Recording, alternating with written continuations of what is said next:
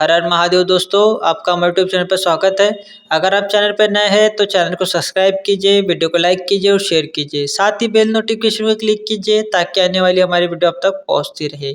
माँ काली को शीघ्र प्रसन्न करने के लिए, माँ काली की पूजा करने के लिए या माँ काली की शक्तियों को शीघ्र हासिल करने के लिए कुछ लोग ऐसे ही कहीं से सुन के या सोशल मीडिया से या कहीं से भी उन्हें इंटरनेट पे माँ का मंत्र मिल जाता है और वो जपने लगते हैं।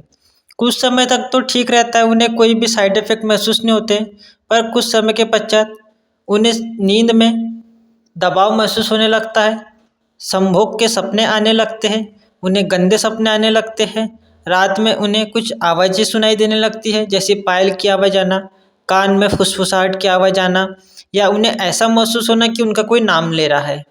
इस तरह से उन्हें डरावने सपने भी आने लगते हैं, उनके साथ डरावनी क्रियाएं होने लगती है, पर वो समझ नहीं पाते कि उनके साथ क्यों हो रहा है।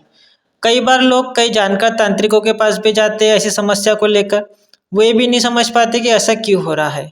तो इसका कारण क्या है? जब हम माँ का मंत्र जपते हैं तो इस तरह के अनुभव हमें क्यों प्राप्त होते हैं?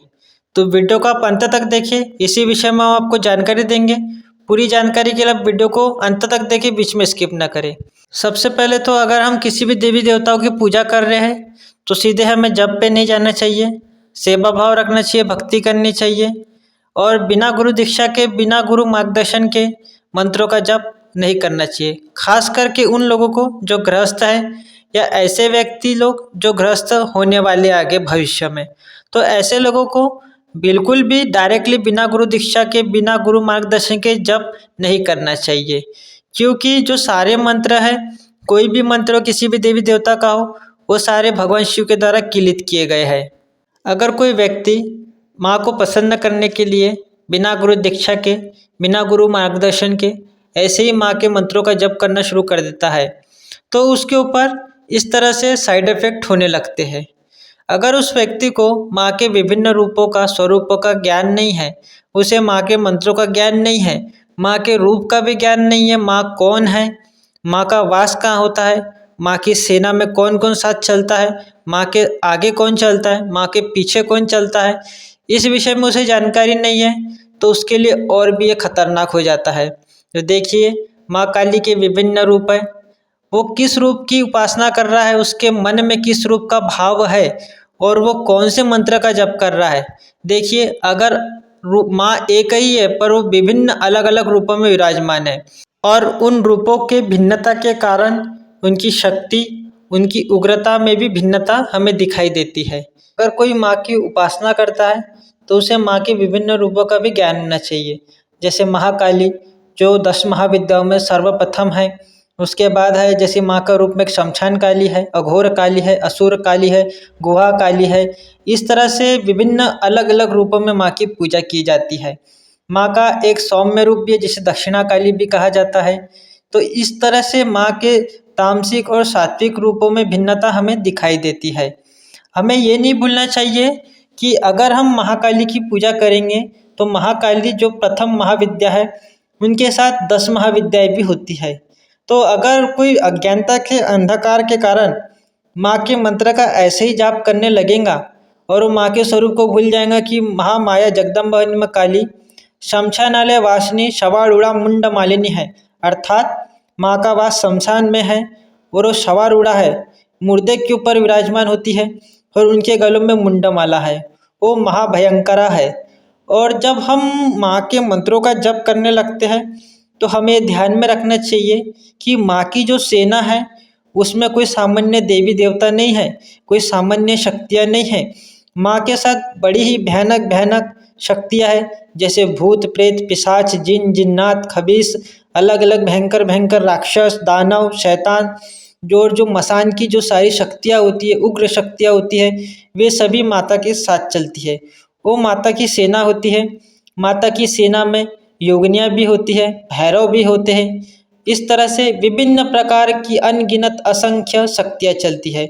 उसमें कुष्मांड ले लो, यक्ष ले लो, यक्षिणियाँ ले लो, सभी तरह की शक्तियाँ चलती है। और ये शक्तियाँ होती है तामसिक भी होती है, सात्विक भी होती है, उग्र भी होती है और महाउग्र भी होती है। तो जब आप ऐसे ही माँ का जप करने लगते बिना सोचे समझे, तो ये शक्तियाँ होती है अगर आप माँ का भाव रखते हुए भी जपेंगे तो भी आपकी ओर आकर्षित होने लगती है, आपके आसपास आके चक्कर काटने लगती है। तो इस तरह से जो उग्र शक्तियाँ अगर आपके पास आएंगी तो इस तरह से वे आपके ऊपर नेगेटिव इफेक्ट डालेंगी। ये जो शक्तियाँ हैं ये आपके जप में विघ्न भी पैदा करेंगी, आपके शरीर में, आपके पैरों में, आपकी पीठ में दर्द उत्पन्न करेंगी। रात्रि में सपनों में संभोग के सपने दिखाएंगी, आपको गंदे सपने दिखाएंगी, दबाव भी आपके ऊपर डालेंगे। आपको रात में ऐसे महसूस होगा, भारी भारी सा महसूस होगा, आपको ऐसा लगेगा कि सांस रुक रही है, शरीर पे, छाती पे दबाव बनेगा, आपको डरावने सपने आने लगेंगे भूत प्रेत से संबंधित, और इसका कोई इलाज भी आपको नहीं मिलेगा। आपको समझ में नहीं आएगा कि ये ऐसा क्यों हो रहा है, मेरे साथ ऐसा अनुभव किस कारण से हो रहा है और इसका मैं इलाज कैसे करूं। कई बार व्यक्ति को कान में फुसफुसाहट जैसी आवाज़ आती है, जैसे कोई कान में कुछ कह रहा है। तो इस तरह से जो मंत्र जाप आप कर रहे हैं उसका साइड इफ़ेक्ट आपको इस तरह से देखने को मिलता है। कई बार अगर व्यक्ति के भाव ठीक ना हो और वो शक्तियाँ अर्जित करने के लालच में किसी अन्य भाव से भी करता है या उसके मन में किसी तरह का गलत भाव है, तो ये शक्तियाँ उसका अहित भी कर सकती है, वो बड़े ही संकट में पड़ सकता है। तो हमें ऐसे ही बिना गुरु दीक्षा के, बिना गुरु मार्गदर्शन के इस तरह से हमें उग्र देवी देवताओं के मंत्रों का जाप तो कतई भी नहीं करना चाहिए, कभी भी ना करें। हम तो आपको यही बताएंगे कि कभी भी ना उग्र देवी देवताओं के मंत्रों का जाप कभी भी ना करें। अगर आपको माँ के मंत्रों का जाप करना है तो वैसा ही आप गुरु खोजिए जो आपको माँ की दीक्षा दे सके। आप गुरु ग्रहण कीजिए, सदगुरु ग्रहण कीजिए, उनके मुख से मंत्रों को ग्रहण कीजिए और आप फिर जाप शुरू कीजिए, जिससे कि आपको मंत्र का पूर्ण फल प्राप्त हो और इस तरह से आपको उसके साइड इफ़ेक्ट ना मिले। और जब भी आप माँ काली के स्वरूपों की पूजा करें या किसी तरह का अनुष्ठान करें या भैरव बाबा की पूजा करें तो गुरु मार्गदर्शन पे ही करें, क्योंकि अधूरा ज्ञान बहुत ही घातक साबित होता है।